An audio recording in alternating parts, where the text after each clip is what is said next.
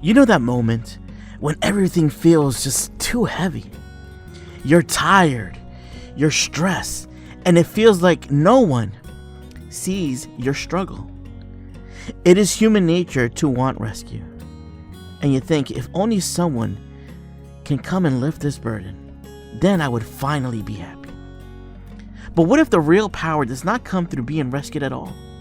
What if the real power comes from finding strength inside the storm and not from escaping it? This is the story of a sick bird named Naomi. Stranded in the desert with no food, no water, no shelter, she wanted her pain to end. And instead, she was given a simple message to live by. And it changed everything about her life. Watch this story and discover why your greatest strength is built in your hardest moments, and how this lesson can help untap your potential. Welcome to Untapping Your Potential, where we will share with you motivational stories, motivational figures, comeback stories, and public speaking tips that will keep you growing and inspire you to take action. Far out in a sunburnt desert, where the sand shimmered like gold under a relentless sun, lived a little bird named Naomi. Naomi's body was frail. Her wings were bare in places where feathers had fallen out. When the wind blew, the air felt like a fire against her skin. She coughed in the heat, too weak to fly for more than a few seconds. Each day she woke with the same question: where will I find food today? Where will I find water? Will I survive another fight? The desert was a place of silence and shadows.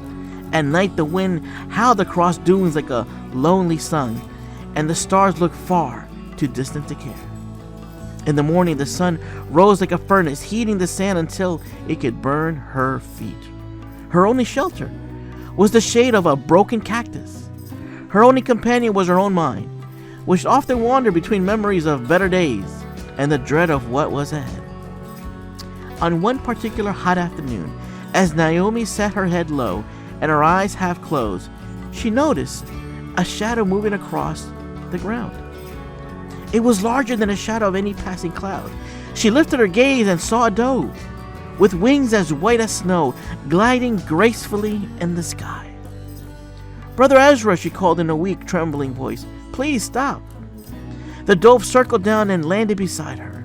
His feathers shone in the sunlight, and his eyes were filled with kindness. "What is wrong, sister?" he asked gently. "Why do you look so sad?" Naomi tilted her head and asked, "Where are you going?" "I'm flying to the great garden," Ezra replied. "It is placed beyond the clouds, where the air is cool, the trees are heavy with fruit, and the waters never run dry. The ground there is soft with grass, and every creature has a home." The mention of such a place made Naomi's heart ache with longing. She closed her eyes for a moment, imagining the cool shade and the sweet taste of fruit. "Please," she said softly, "when you reach the great garden, ask the keeper when my pain will end. Ask when my bad days will turn into good days." Ezra nodded. "I will ask, little sister, I promise." Life doesn't get easier or more forgiving. We get stronger and more resilient. Steve Marabali. With that, he spread his strong wings and rose into the sky, disappearing into the distance. It took several days, but Ezra eventually reached the gates of the great garden. An angel stood there, welcoming travelers with a warm smile. Ezra bowed his head and spoke of Naomi's suffering. "Oh, dear angel, she is weak, alone, and longing for relief. When will her pain end?" And the angel's eyes softened.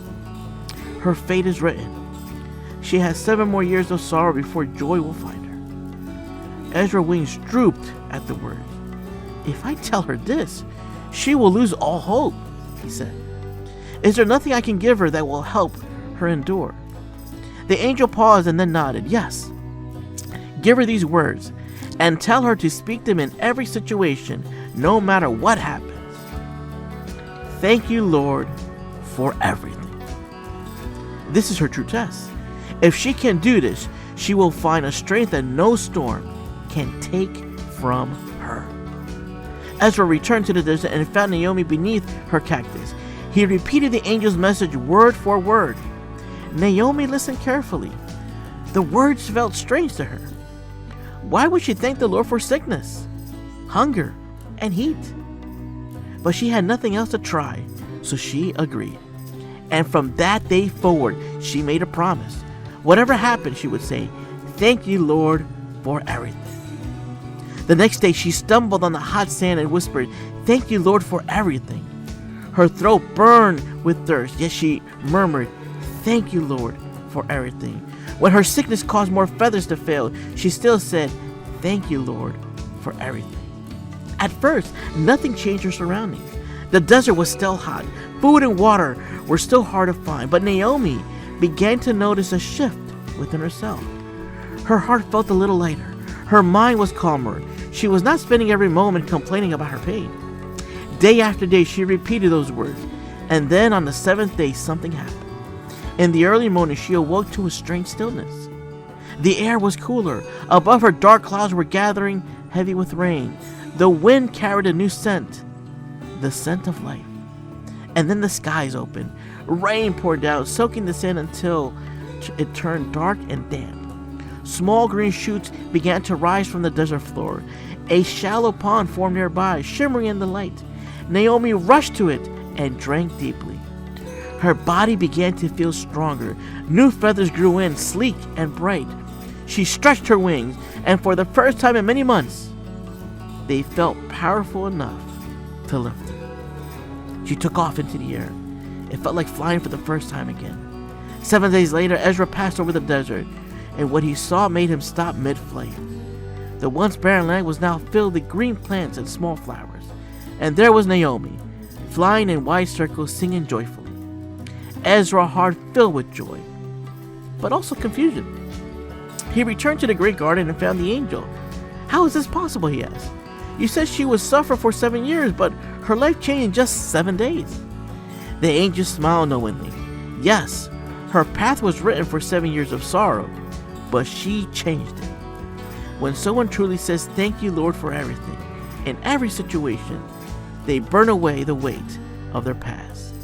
Her test was passed. Her sorrow was shortened. Some blessings come soon, some come late, and some don't come until heaven. But for those who embrace the gospel of Jesus Christ, they come. Jeffrey R. Hobb. This story should remind you that resilience is built in the middle of the storm, not after it. Here are 3 ways you can apply this lesson in your life. Number 1, shift your mindset from escape to endurance. When hardship comes, our first instinct is to wish it away. But true growth often happens when we choose to face the challenge instead of running from it. Number 2, build daily habits that strengthen you.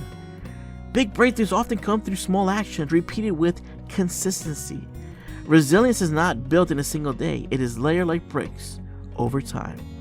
And number 3, seek wisdom over rescue. It is tempting to hope for someone to swoop in and remove the struggle for us. But the wisdom we gain while learning to navigate the challenge is worth far more than a quick escape. God doesn't always calm the storm. Sometimes He lets the storm rage and calms His child. Thanks for watching this video. How would you like to hear more motivational stories consistently? Do me a favor and support the channel by sharing and commenting below. And please make sure to like and hit that subscribe button to get the latest update. Soon, you will be on your way to feeling inspired.